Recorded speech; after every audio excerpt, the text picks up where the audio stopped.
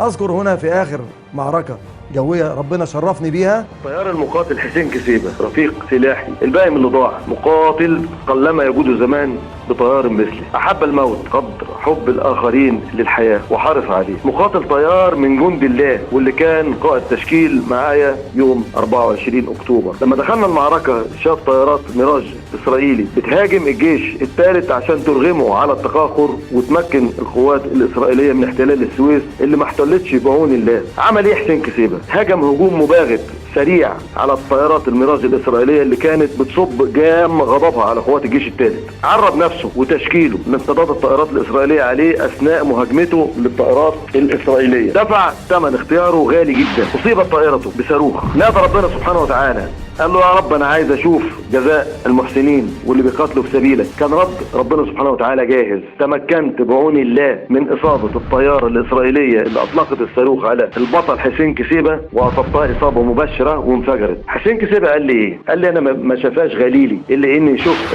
الطياره اللي ضربت عليها الصاروخ وضربتني، القائد بتاعي ضربها ودمرها والحمد لله.